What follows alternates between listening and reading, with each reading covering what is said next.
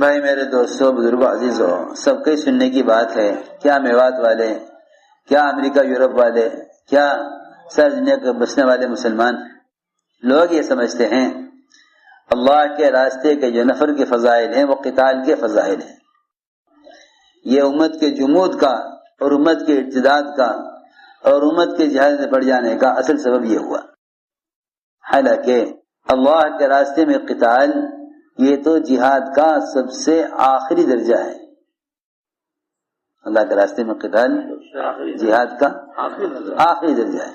قتال جہاد کا ایک فرد ہے، قتال منتہائے جہاد ہے، مبتدائے جہاد نہیں ہے، قتال منتہائے جہاد ہے۔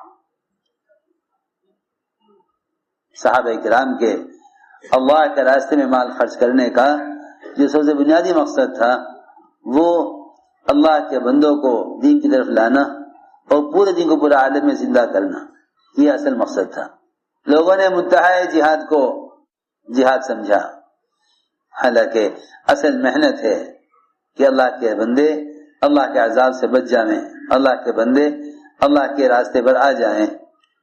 اس محنت کے لیے امت کے جان و مال کو دعوت کی نسبت پر جھونکنا یہ ہمارے کام کا بنیادی مقصد ہے۔ امت کے جان و مال کو دعوت اللہ کی سنت کے احیاء پر خرچ کرانا، امت کے جان و مال کو دعوت اللہ کی سنت کے احیاء پر خرچ کرانا یہ ایک بنیادی تقاضا ہے۔ اس وقت امت کا مال شادیوں پر، زواج پر، امت کا مال خواہشات اور فضول خرچیوں پر، اللہ کے راستے کی نقل و حرکت پر مال خرچ کرنے کا مزاج نہیں ہے۔ حالانکہ اللہ تعالیٰ نے یہ فرمایا کہ تم اللہ کے راستے میں پھرنے پر، اللہ کے راستے میں پھرنے پر مال خرچ کرنے میں کمی نہ کرو، ورنہ اپنے ہاتھوں اپنے آپ کو ہلاکت میں ڈال لو گے۔ اس کا کیا مطلب ہے؟ اس کا کیا مطلب ہے؟ اس کا مطلب یہ ہے کہ اگر تم نے دعوت اللہ پر مال خرچ کر کے نقل و حرکت کے ذریعے دوسروں کو دین کی طرف نہ بلایا تو تمہیں بھی باطل کا مدعو ہونا پڑے گا۔ یہ ہے وہ ہلاکت، یہ ہے وہ ہلاکت، یہ ہے وہ ہلاکت۔ میں ہلاک اسی لیے ہوئی کہ مدعی نہ رہی تو باطل کی مدعو ہو گئے، کیونکہ حق ہے یہ بات کہ جو آدمی حق کی طرف داعی ہوگا وہ باطل کو سمجھے گا، جو حق کی طرف داعی نہیں ہوگا وہ باطل کو نہیں سمجھ سکے گا۔ اس زمانے میں تو مسلمان سمجھتے ہی نہیں کہ اللہ کے راستے کی نقل و حرکت پر اور خروج پر مال خرچ نہ کرنا اللہ کی ناراضگی کا سبب ہے، اس کو اس زمانے میں جانتا بھی نہیں۔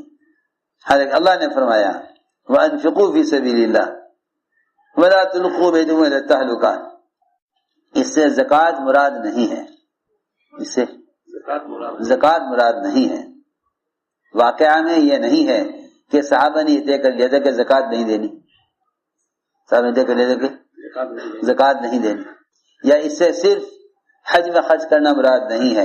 صحابہ نے یہ نہیں طے کیا تھا کہ ہم حج نہیں کریں گے۔ اور مزید سنو، انہوں نے انصار مدینہ نے مدینے میں رہنا اس لیے طے کیا تھا کہ اب کوئی لڑائی تو ہونی ہے نہیں، لڑائیاں تو سب نمٹ چکی، اس لیے بات صاف ہو گئی کہ محض قتال کے لیے مال خرچ کرنا نہیں تھا۔ خود ہی کہہ رہے ہیں وہ لڑائیاں ختم ہو چکی ہیں، اب کوئی لڑائی کا تقاضا بھی نہیں ہے۔ حروب کیا بات ہے کہ اللہ کے راستے میں مال خرچ کرنے میں کمی نہ کرو، ورنہ اپنے ہاتھ اپنے آپ کو ہلاکت میں ڈال لو گے۔ اس آیت کا شاید نزول بتلائے گا کہ اس آیت کا مطلب کیا ہے۔ حضرت تھانوی رحمۃ اللہ علیہ بھی تخصیص کے قائل ہیں، یہ اللہ کے دین کی محنت اور نقل و حرکت پر مال خرچ کرنا مراد ہے، کیونکہ انصار نے یہ ارادہ کیا تھا اسلام پھیل چکا ہے، اسلام کو قوت حاصل ہو چکی ہے، کام کرنے والے بہت ہو گئے ہیں، اب اگر تھوڑا سا 6 مہینے کے لیے مدینے میں رہ کر اپنے کاروبار دیکھ لیں، زمینیں درست کر لیں، اپنے گھر پرانے ہو گئے ان کو اصلاح کر لیں، اس لیے کہ اتنا تقاضوں پر پھرے ہیں کہ گھر پر رہ کر گھر کے تقاضے پورے نہ کر پائے، تو چلو اب 6 مہینے کے لیے مدینے میں رہنا طے کرو. یہاں تو سال کا چلہ لگنا مشکل، وہاں پھرتے پھرتے پھرتے صرف 6 مہینے، سال کا آدھا مدینے میں رہنے طے کیا. اللہ نے اسی پر قرآن نازل کر دیا، اللہ نے اسی پر ڈانٹ پلا دی کہ تم نے 6 مہینے مدینے میں رہنے کا ارادہ کیوں کیا.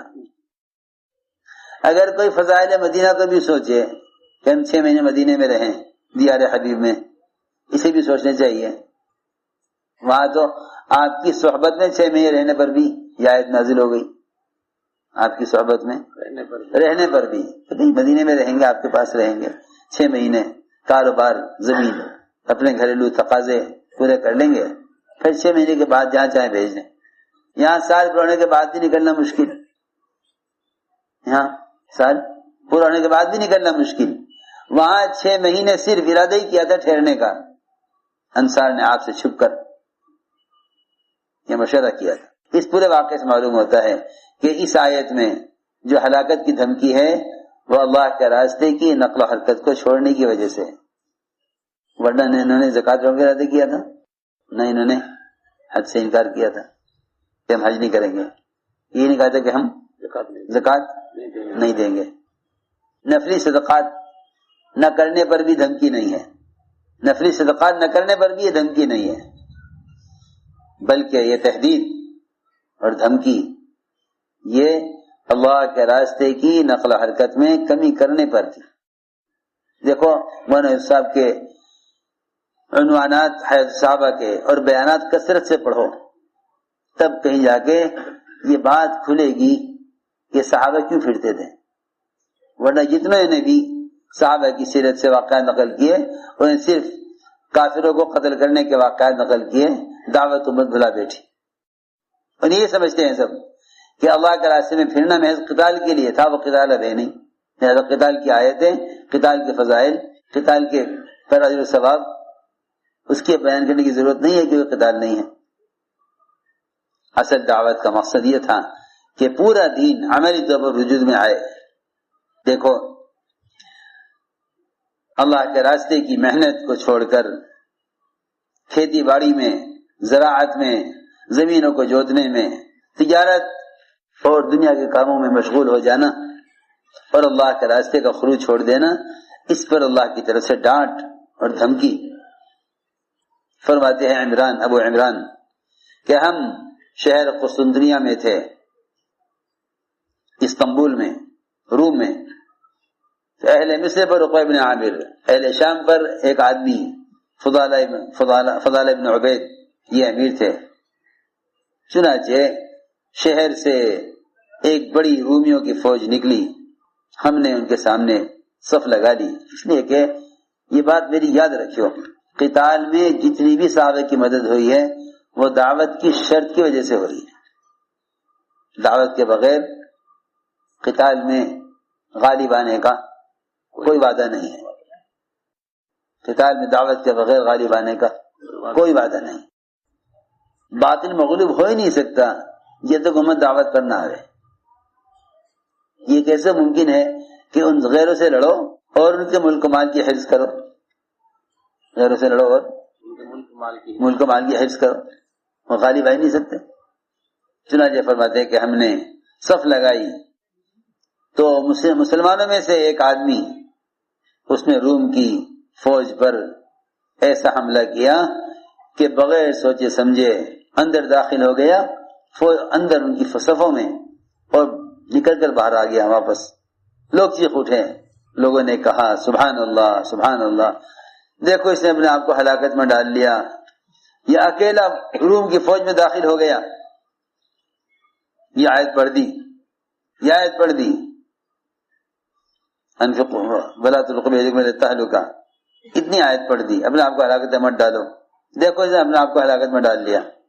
ابو انصار رضی اللہ تعالیٰ عنہ کھڑے ہوئے، حضور اکرم صلی اللہ علیہ وسلم کے صحابی ہیں، آپ کے میزبان ہیں.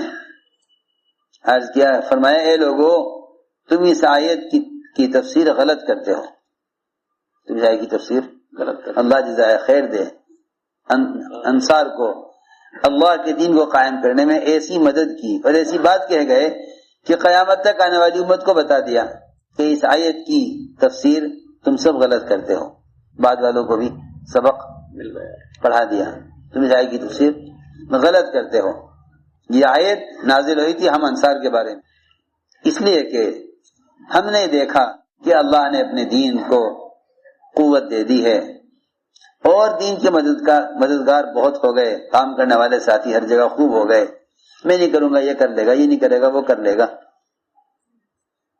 تو ہم نے آپس میں یہ سوچا، آپس میں ہم نے بیٹھ کر سوچا، مشورہ کیا، حضور اکرم صلی اللہ علیہ وسلم سے چھپ کر، آپ سے چھپ کر ہم نے مشورہ کیا آپس میں کہ ہمارے دکانیں بند ہو گئی، زمینیں سوکھ گئیں، کھیتی ہو نہیں رہی ہے، سب تقاضوں پر پھرتے رہے، آؤ اب یہ سارے کام، دعوت کا کام چھوڑ کر اب ہم اپنے حالات درست کریں، اپنی دکانیں دیکھیں، ذرا زمینیں درست کریں۔ ابھی ہم نے ارادہ کیا ہی تھا کہ اللہ تعالی نے ہمارا سارا مشورہ بتا دیا حضور اکرم صلی اللہ علیہ وسلم کو وحی کے ذریعے، اور اللہ نے ہمارے اس ارادے کا صاف انکار کر دیا، اللہ نے ہماری بات کو پلٹ دیا۔ اللہ نے فرمایا وَأَنفِقُوا فِي سَبِيلِ اللَّهِ وَلَا تُلْقُوا بِأَيْدِيكُمْ إِلَى التَّهْلُكَةِ، اللہ کے راستے میں پھرنے پر، سنو غور سے جس طرح میں عرض کر رہا ہوں، اللہ کے راستے میں پھرنے پر مال خرچ کرنے میں کمی نہ کرو، ورنہ اپنے ہاتھوں اپنے آپ کو ہلاکت میں ڈالو گے۔ خود فرما رہے ہیں ہلاکت کیا ہے؟ ہلاکت کیا ہے؟ ہلاکت یہ تھی کہ ہم اپنے مدینے میں گھر والوں کے خاندان کے درمیان ٹھہر جاتے، یہ ہم نے ارادہ کیا تھا کہ ہم مدینے میں ٹھہر جاتے اور اپنی تجارت اور زراعت اور زمین کو اصلاح میں مشغول ہو جاتے، حالانکہ اللہ تعالیٰ نے اس کا حکم دیا تھا کہ ہم اللہ کے دین کی محنت کریں۔ چنانچہ اس آیت کی وجہ سے ابو انصار رضی اللہ تعالیٰ عنہ برابر اللہ کے راستے میں کی محنت کرتے رہے، غزوہ کرتے رہے، یہاں تک کہ اسی میں ان کی وفات ہوئی۔